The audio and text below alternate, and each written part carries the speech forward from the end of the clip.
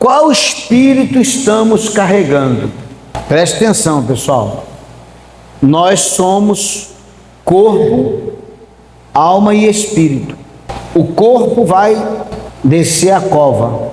O espírito, que é esse fôlego de vida, volta para Deus, é dele, está emprestado, beleza? Aquela pessoa que empina o nariz e acha que é alguma coisa, ela não tem nada. Se o fôlego de vida for tirado, cai aí o corpo, a matéria cai, acabou. E a alma, o destino da alma é o único que não está definido. O espírito volta para Deus, o corpo vai descer para o barro e a alma está indefinida. O Senhor Jesus morreu para salvar todas as almas, mas a alma que morrer na prática do pecado, aí é complicado. A alma que morrer rejeitando ele, aí é complicado. Pode viver 90 anos longe dele, mas se morrer, se antes de morrer, se voltar para ele, está salvo. Pode viver 90 anos com ele, levando ele a sério, mas se preste de morrer rejeitando ele, também está perdido. Isso aí, pessoal, a gente está muito consciente, porque a gente ouve direto. Antes de eu entrar aqui, é bom lembrar que muitas coisas vão surgir na caminhada, na nossa vida, para a gente se afastar dele. Escândalo, enfim, um monte de coisa. Decepções, nós temos que ficar muito atento. Olha para a TV primeiro, depois a gente vai para a Bíblia. Não existe ser humano vazio. Todo ser humano é formado por 3 dimensões. A Bíblia diz em 1 Tessalonicenses que Deus nos fez completos, espírito, alma e corpo. Pessoal, eu quero falar sobre isso hoje. A felicidade, a vida não está em nada. Tem gente aí com muita condição, com muito dinheiro, se matando, tomando antidepressivo. Eu comecei a mensagem dizendo que nenhum ser humano está vazio. Ou a pessoa tem um Espírito Santo, que é da depressão, do vício, da falsidade, da vingança, da ganância, do ódio, enfim, aí você abre um leque de tanta coisa que não presta. Assim está a humanidade, assim está aqueles que não têm o Espírito Santo, carregam tudo que não presta e não entende que existe uma saída. Eu falei ainda agora que Deus pode mudar qualquer situação. Saulo era um homem hiper perverso. Olha quem se tornou Saulo, um grande homem de Deus, um grande apóstolo, uma referência que nós hoje temos, mas porque teve encontro com quem? Com Deus. Só pode amar como Jesus amou quem tem encontro com Ele, quem nasceu dele, quem realmente não vive em função do que acha, do que pensa, do que quer. Quem vive em função do que acha, do que pensa, do que quer, não Deus ainda. Se não consegue se negar, se vive na prática. Não estou dizendo que a gente não vai errar, pessoal, a gente erra. Eu estou falando da prática do pecado. É isso que eu estou falando. Então, quem vive na prática do pecado não carrega o Espírito Santo, o Espírito do Senhor Jesus. E a pergunta foi essa: qual Espírito que estamos carregando? Cada um sabe. Pastor, eu tenho muito ódio. E não consigo me libertar.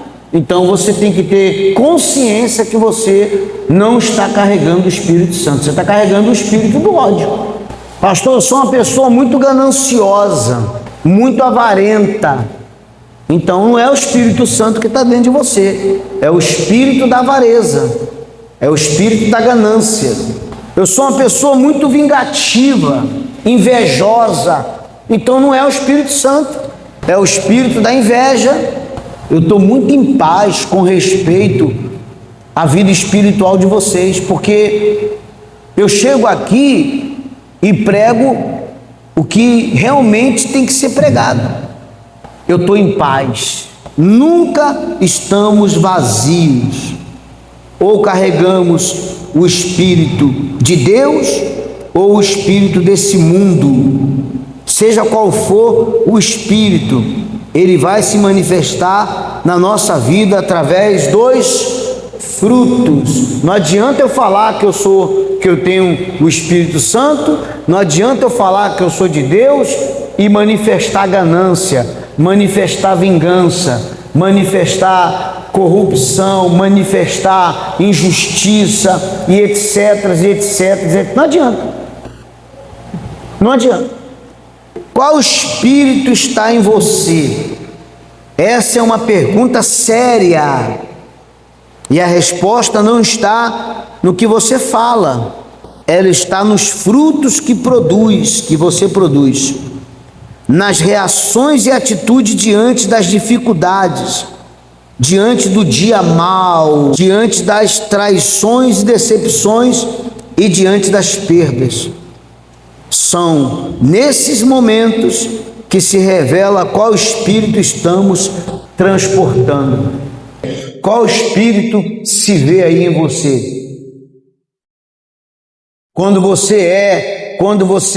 lhe faz o mal, qual espírito que se manifesta? O espírito do perdão ou o espírito da vingança? Quando está difícil, qual o espírito que se manifesta? Da confiança em Deus, da perseverança ou da incredulidade? As pessoas que transportam o Espírito de Deus conseguem crucificar e negar suas vontades.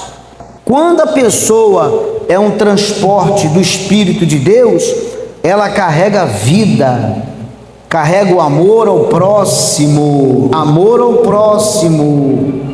carrega paz, carrega alegria. É uma pessoa que da sua boca saem palavras de ânimo, de encorajamento e de gratidão. Aí, pessoal, ninguém tem que olhar para ninguém, marido não tem que olhar para a esposa não tem que olhar para marido, entendeu? Cada um tem que olhar para si e se analisar. Então, eu tenho que procurar saber qual espírito eu estou carregando. Pastor, eu quero ser cheia do Espírito Santo. É só você ter sede, se esvaziar do que não presta, abandonar o que não presta e ter sede dele, valorizar ele, priorizar ele. Mas a gente precisa fazer a nossa parte. Ele já salvou a minha alma, agora eu preciso estar com ele para ser salvo. Aquele que perseverar até o fim, esse será salvo.